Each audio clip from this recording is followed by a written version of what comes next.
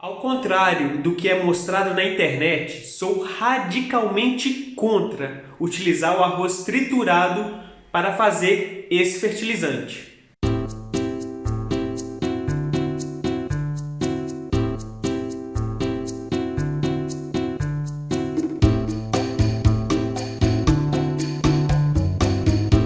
Se você digitar água de arroz plantas no Google, verá vários vídeos e sites prometendo resultados milagrosos ao utilizar essa técnica.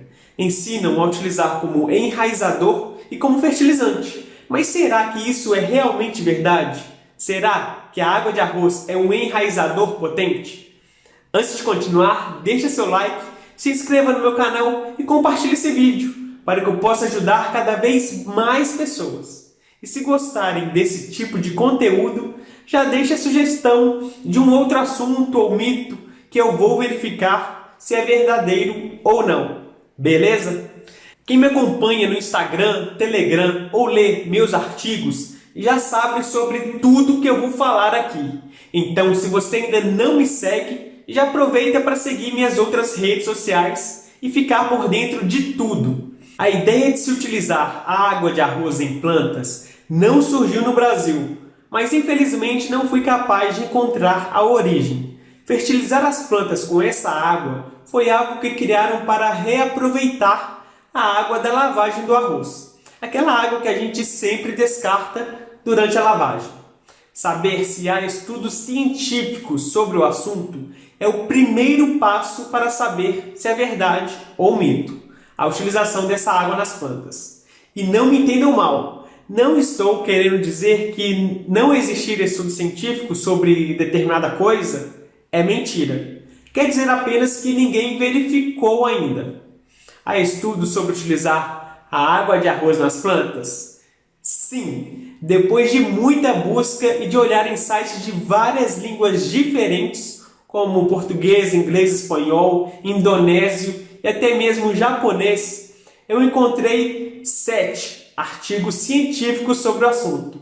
Não há nenhum em português e se alguém quiser lê-los, eu vou deixar o link no meu site, na descrição do vídeo.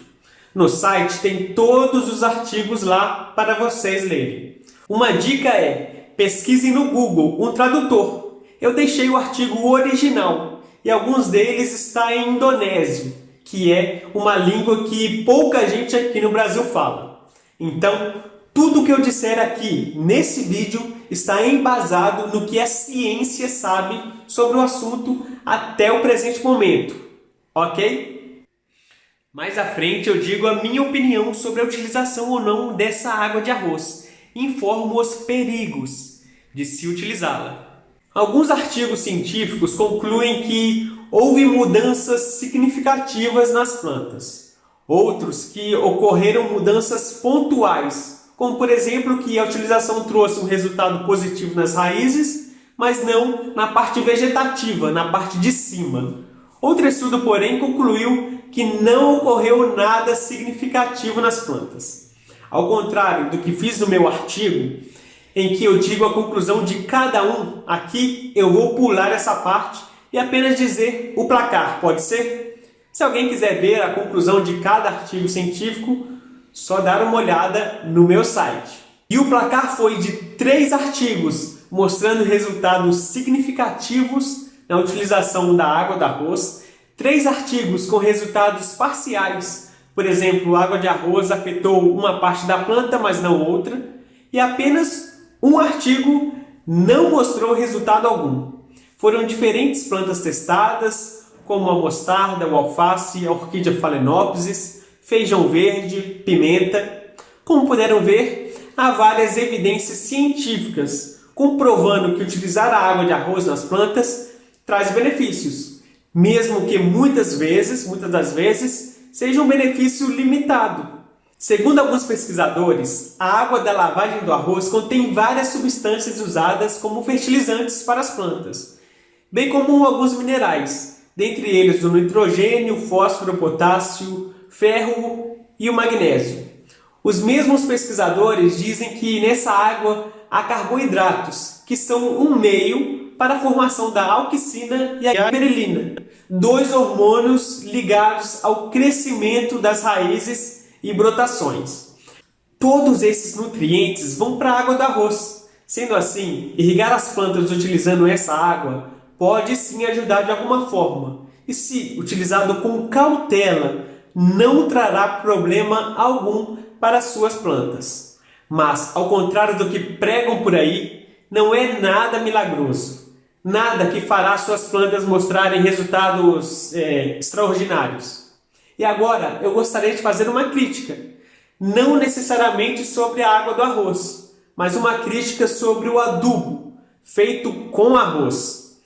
Ao contrário do que é mostrado na internet, sou radicalmente contra utilizar o arroz triturado para fazer esse fertilizante. Há algumas indicações, receitas na internet, em que eles pegam uma medida de arroz, batem no liquidificador com água para fazê-lo. Fazer isso vai contra exatamente o que foi proposto ao se estudar essa técnica, que é o do reaproveitamento de algo que seria jogado fora. Quando você utiliza o arroz triturado, você não está reaproveitando, você está desperdiçando comida.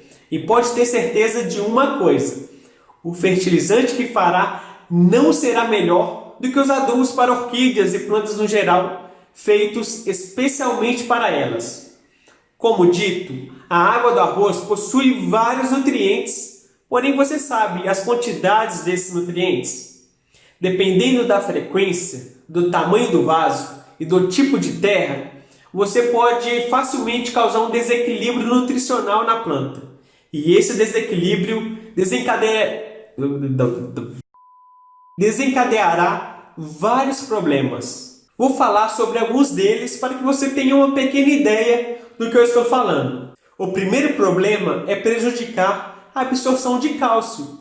Adubações com excesso de potássio reduzem a absorção de cálcio e magnésio pela planta. Como sabem, a água de arroz possui potássio, portanto, cuidado! Há também o problema da vulnerabilidade ao ataque de pragas e doenças. O excesso de nutrientes, principalmente os relacionados ao nitrogênio, torna a planta mais vulnerável ao aparecimento de pragas e doenças. O nitrogênio está ligado ao crescimento, e para a planta crescer, ela precisa ter seus tecidos maleáveis. Se eu exagero nesse nutriente, a planta, mesmo depois de já ter crescido o suficiente, vai entender que ela precisa crescer ainda mais. Então o tecido da planta continuará maleável, continuará fino. Ela não vai fortalecer, engrossar esse tecido. E os insetos terão facilidade de se alimentarem dessa planta. Portanto, devemos ficar atentos, já que não sabemos a quantidade de nitrogênio essa água possui.